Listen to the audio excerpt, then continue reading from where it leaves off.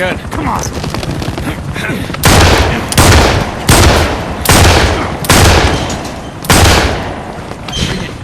Come on. Come on. That's right. Boss. It's the boss. Boss. Boss.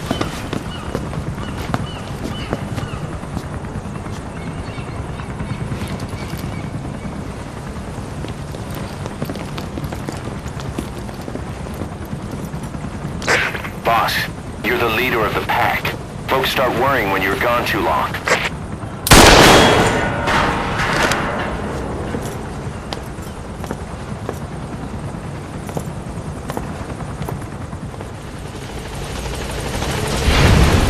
Welcome back, boss.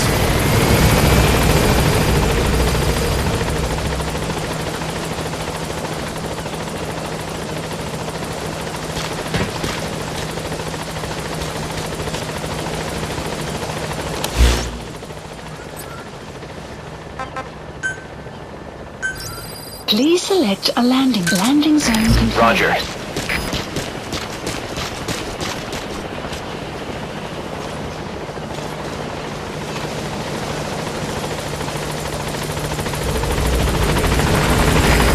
This is Pequod, on station at LZ.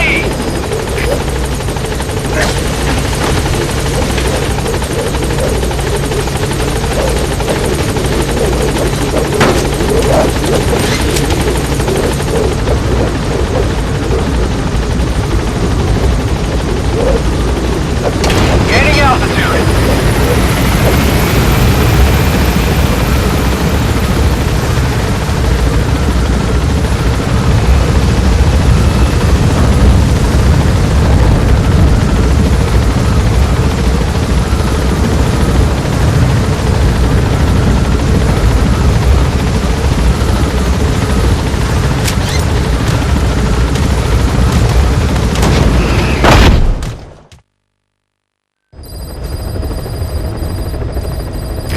Site ops list is comprised of problems we need you to resolve.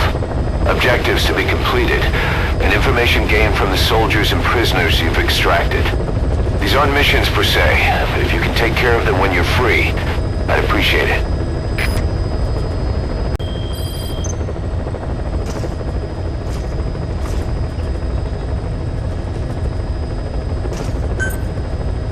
Please select a landing zone. Heading to Afghanistan.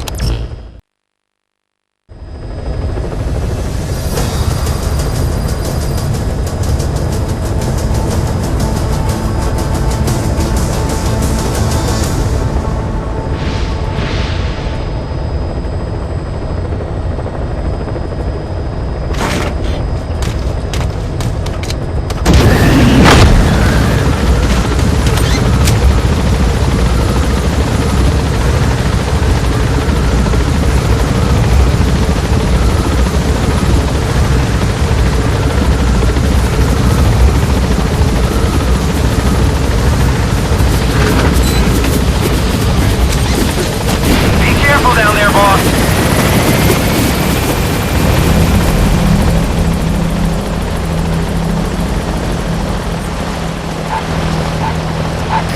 That wild dog pup. He's a tough little guy. Boss, this is no time to be playing with animals. What are you gonna do, boss?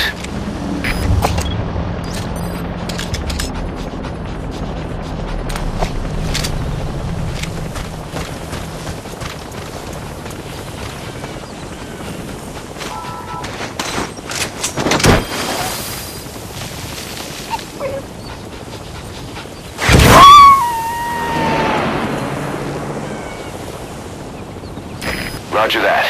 We'll pick him up.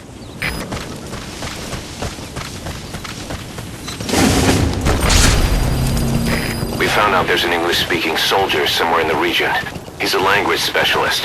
His role is to translate information related to the West into Russian. If we can get him to join us, we'll have the upper hand in information warfare. Extraction. Find this language specialist and extract him. You have arrived at your destination.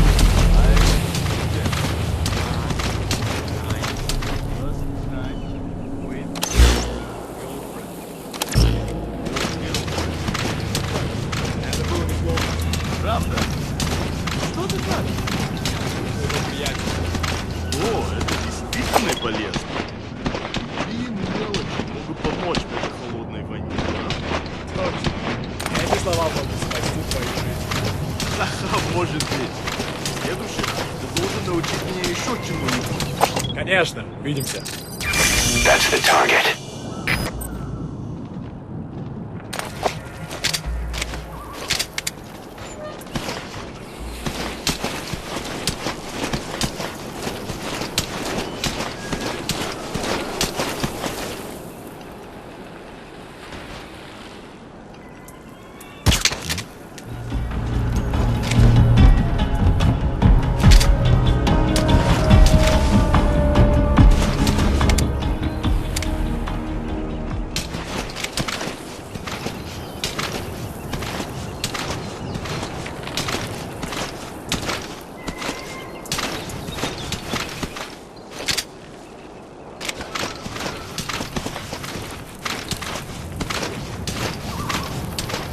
Посмотри!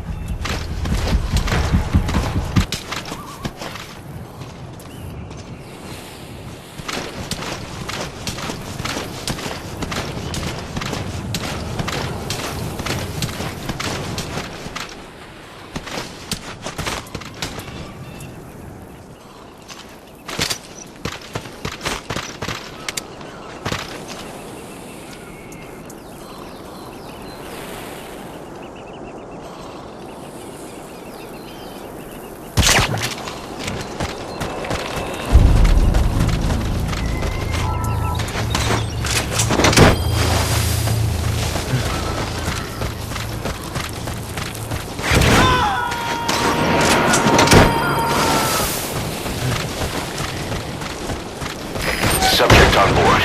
Leave the rest to us.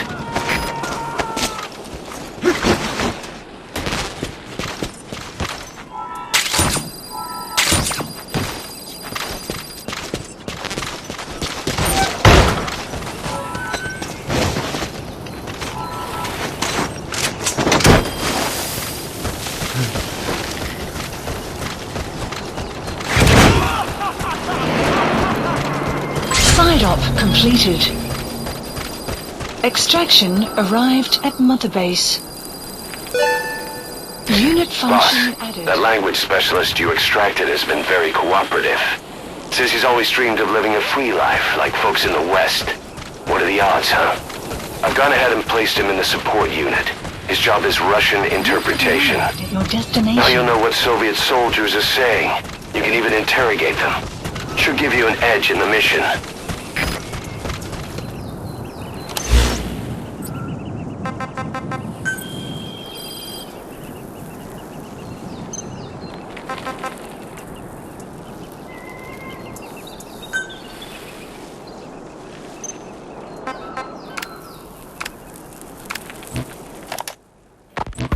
Christmas Eve, 1979. The Soviet Union rolled into Afghanistan. Muslims had revolted against the Soviet-friendly regime established the year before. The DRA forces could no longer contain it themselves, so the Soviets went in to intervene. The Afghan government was powerless and fraught with infighting. They lost the hearts and minds of the people, and that alarmed the Soviet leadership. With the Islamic Revolution happening in Iran, the Soviets felt they had to act fast or risk the spread of Islamic revivalism. A superpower, sending a motorized rifle division against men on horseback with antique rifles. Everyone thought it'd be over in an instant, only it wasn't. Some Muslims made their fight a jihad, a holy war, and began a guerrilla campaign on all fronts. A war of attrition. These fighters call themselves Mujahideen. They're being supported by the West through Pakistan. That's why Miller was involved. He was training them near the Zero Line, sponsored by the CIA. The war has become a nightmare for the Soviet troops stationed here. They thought they'd be headed home in 6 months at the most. Then a year... Say, boss, you seen many animals in the field? Now, Truth is, an environmental NGO has asked us to remove wild animals from combat zones. If you have the time, can you extract some back here? There's a reward in it for us. the Soviet troops on the ground want to go home, but at least they have homes to go back to. The Afghans have lost theirs. The Soviets destroy the kishlaks, villages, wherever they can. They burn down homes and fields, fill in wells, turn pastures into minefields. It's created a mass of refugees who fled to Pakistan. If the Mujahideen are fish swimming around the villages, the Soviets will go so far as to dry out their ocean. But this has had a big price. There's bitter resentment among the Afghans, and they're taking out their anger on the soldiers on the front lines. Among the Mujahideen are the Pashtun people. They're fiercely devoted to their code of Badal, or revenge. Soviets they've captured have had their hands, feet, and noses cut off before being left to die at the side of the road, just to show their comrades what they're capable of. Friendlies who come across them can do nothing but put them out of their misery. Then they burn down another village in retaliation. And the cycle of vengeance goes on.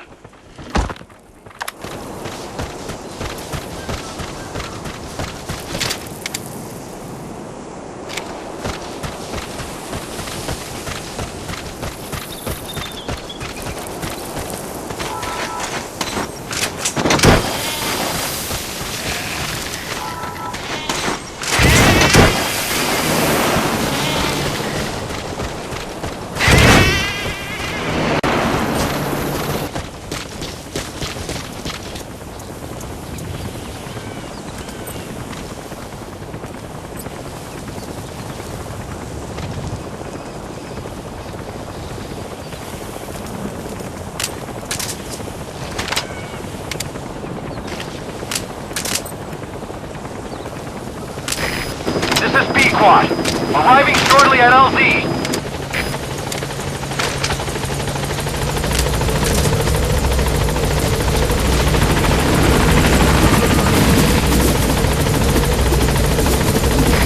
This is Pequod, on station at LZ.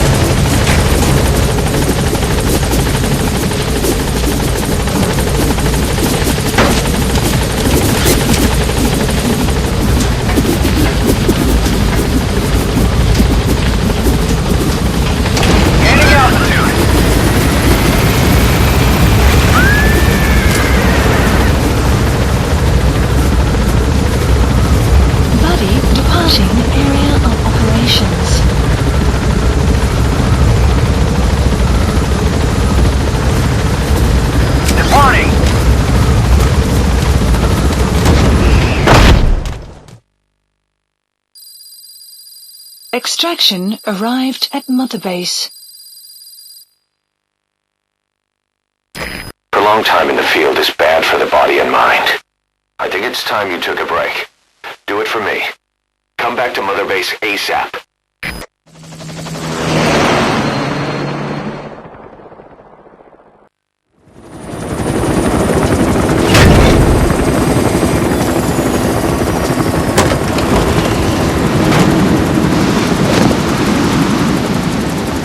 Come back!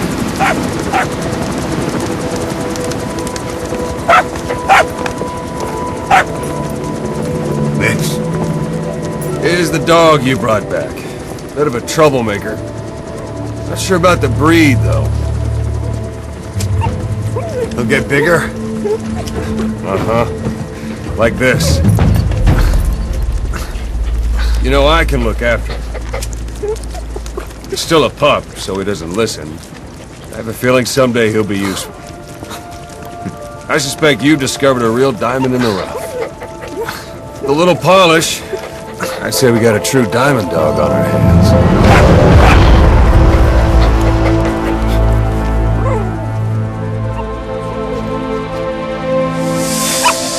DD, right? Ocelot raising hounds. Fine. Come on, Dee.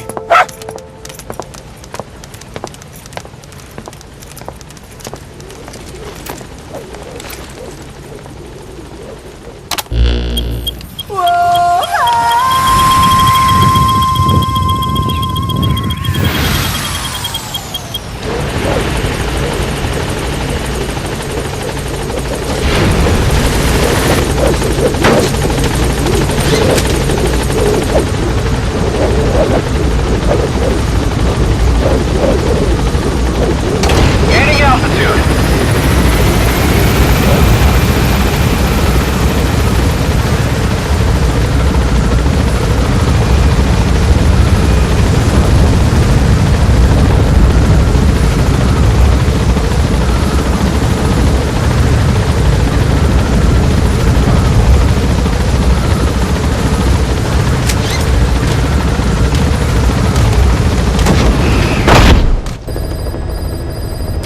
By connecting your iDroid to the onboard computer, you turn the chopper into your own Aerial Command Center, or ACC.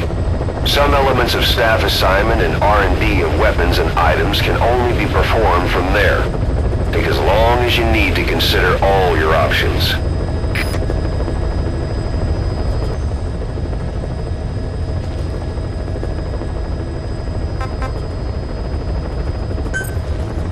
Please select a landing zone.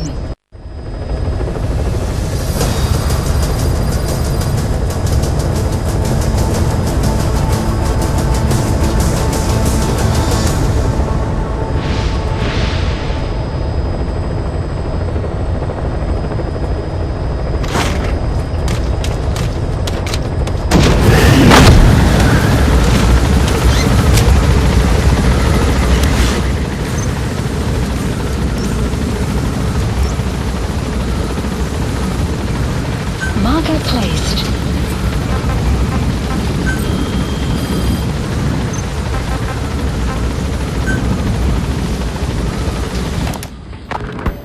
Kaz, what about the unit that attacked us in the mist? You knew something about them. That wasn't my first run-in with them. It happened right before I was captured by the Soviets. We were on the zero line that day, the Afghan side, on our way back from training the Mujahideen at a mountain camp in Kunar province. There's a lot of that work in Afghanistan. Most PFs shy away from it.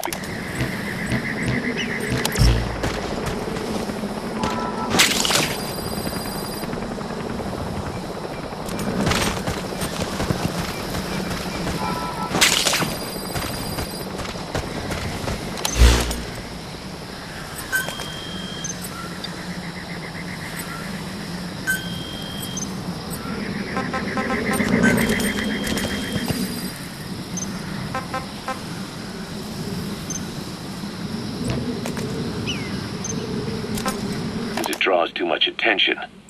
But for us, that was the whole point. The job itself went great.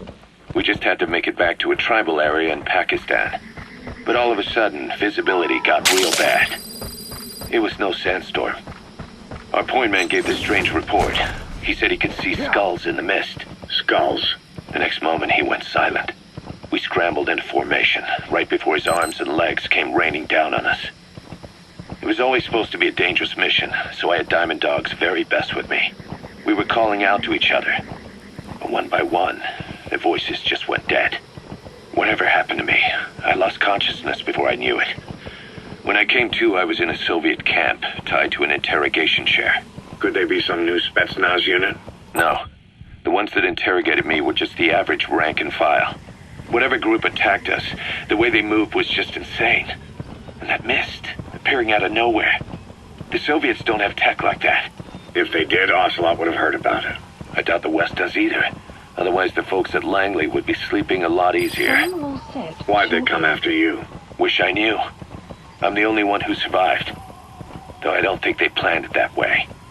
If I was their target, they wouldn't have just handed me over to the 40th Army. Whatever the case, we need to watch our step until we know who they really are.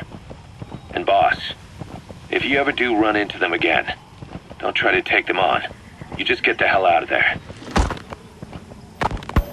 When I first started dealing with Zero, with Cypher, it was a somewhat parasitic relationship. Though, a mutually beneficial one. Cypher had no army of their own, so they wanted us. They wanted our strength. They approached me as a potential business partner. But they had other motives. Cypher coaxed us into Central America, into that US-Soviet proxy war, to fuel Motherbase's growth. Once we were big enough, they'd force us to join them. That was the plan. That's why they had Paz, still Zeke. Right. And if we refused, she would use Zeke to fire a nuke from Motherbase. The world would consider us a liability, and countries would unite to destroy us. We stopped the launch. And yet they still took us down. Through that fake inspection they orchestrated to cover up their sabotage. That power Cypher wanted. We don't have it anymore. So why are they still after you? Is it just the fear of leaving you alive? I don't know. So as sandstorms come in, sandstorms effectively make you blind and deaf. But that goes for the enemy too. Use the situation to your advantage. We're dealing with. We know virtually nothing about Cypher anymore. How big they've gotten, what they want, or even who they really are. The new Motherbase started out as a test drilling rig operated by a mineral resources supplier, but their project fell through. The Seychelles government was happy to hand the place over to us. It was just scrap on stilts. So with a few dummy construction companies set up as fronts, we started renovating the half-finished rig. From the outside, it looked like the project was back on rails. Kaz, you... What? I see what you're doing. Recreating the Motherbase we had 9 years ago. Only this time. That's right. The Motherbase Cypher thought they destroyed will return from the grave to kill them. We'll prove to the world that we were the victors. And if we lose again? They can't fool us the same way twice. Now our enemies are in plain sight. And when our organization gets too big, we split it across companies. Any company that draws attention gets liquidated, and its capital is back-channeled into a new company. Most PFs are small-time operations anyway. And in this business, the minnows go bankrupt all the time. We've never aroused suspicion. Plus, we have Hewick. Hewick? Human Exploitation Company. It's a business specializing in intel gathering. Think of it as a civilian intelligence agency. Kaz, that's... Remember what they were trying to accomplish at the prison facility in Cuba? That gave me the idea. We dispatch moles into...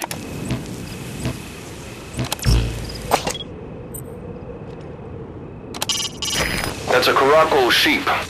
They're the oldest domesticated sheep and are also prized for their pelts. Some are raised for their meat, but keep your appetite under control. That's a Caracal sheep. They're the oldest domesticated sheep and are also prized for their pelts. Some are raised for their meat, but keep your appetite under control.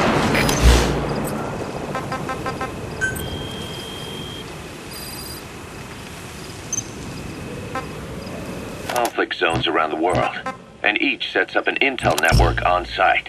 Then they stay in place to give us stable points of contact when other nations intervene in the conflicts. Hewick's strength is that it has a cutout at each level. You get your job from one guy, then you hand it off to another. No one has direct access. It's a perfect black box. Hewick members also work their way into the superpowers intelligence agency to make sure Diamond Dogs gets work. We have those countries by the balls. That's our deterrent when we need it. Networking? In the intelligence community? Sure, that's how we've grown this far. And when you go out on missions, intel from Hewick will be there to back you up. But despite all that, Cypher has its eyes on us. The only reason I'm not dead is that they needed to know where you were. Figured if you woke up, I'd go straight to you. That's why you made that ruckus at the zero line. Yeah, to make their own surveillance work against them. I think it took some of the heat off Cyprus. Kaz. Then I just had to wait for you to save me. And I've gotten used to waiting. Kaz. That's not all. You It was a have good chance arrived to at scout the your market. destination. And with the West wanting the Soviets out of Afghanistan, their agencies are bursting at the seams with funding. Boss, let's start by building up our Afghan presence. Why put Mother Base in the Seychelles? We're at the center of the world here. We're all the way out in the Indian Ocean. Come on. Lebanon, Sri Lanka, East Timor, and Africa. From here, our reach extends to conflict zones the world over, including Afghanistan, of course. So it's prime real estate for a mercenary. Exactly. Latin America isn't as close as I'd like, but we have Amanda and her people to help in that department. And besides, the Seychelles government owes us a favor. Owes us. The Seychelles has strong ties to the east, which the West wanted to shake up. It came to a head 3 years ago in an attempted coup. It was a force of South African mercenaries with U.S. backing behind the scenes. They were only platoon size, but South Africa is home to some heavy PFs. Too much for the Seychelles to handle. In the end, they accepted help from the Tanzanian army and quelled the coup. We set up the deal and handled on-site tactical instruction. That's the target. That led to some training work for the Seychelles military. And when we put down a mutiny within their forces, well, we made a lot of people happy. They don't pay us. They just let us have a piece of their offshore territory on the promise we'll come running if something else happens. So we're bodyguards, too. It's a good setup. We can only take Mother Base so far here. We'll have to find somewhere else when this place starts getting big. Aren't you being a little hasty? Nothing hasty about it. You're back with us now. So, Kaz, the ship that took us from Cyprus, it used to be a whaler. Yeah, a Japanese vessel. How was the voyage? It was... stimulating. Well, she was part of a whaling fleet up until a few years ago. Her displacement isn't anything to write home about, but she can really move. She still had plenty of life left in her, but then the work dried up. Global opposition to whaling has been mounting for years. Is that right? The push to ban it has been gaining traction for a little over a decade. Individual species came under protection as the years went on. And then 2 years ago, the IWC adopted a moratorium on commercial whaling. Several countries, including Japan, fought it to the bitter end. But eventually, most whaling companies had no choice but to throw in the towel. You ever tried whale snake? Can't say that I have. When I was a kid in Japan, practically everybody ate it. That good, huh? The country was poor in those days. The whale was cheap. International opinions changed since then. Subject on board. Leave the rest to us. Get a bargain price on the ship. Of course, we did end up spending 5 times the purchase price in modifications. We had to really work to fit in all the ESM and communications gear while keeping the whaler look intact. Right now, she's going around conducting SIGINT missions. In the future, we plan to use her as a communications relay base between you and Mother Base, and also as a chopper resupply vessel. Diamond dogs. The word diamond originally comes from the Greek adamas. It means indomitable, unyielding. Other words for the stones often mean eternal bond, fortitude, or purity. The same is true of the Star of Bethlehem flowers you laid on the boss's grave. They represent innocence, as well as chastity, yielding to no man while maintaining... Roger. In other words, staying loyal to something.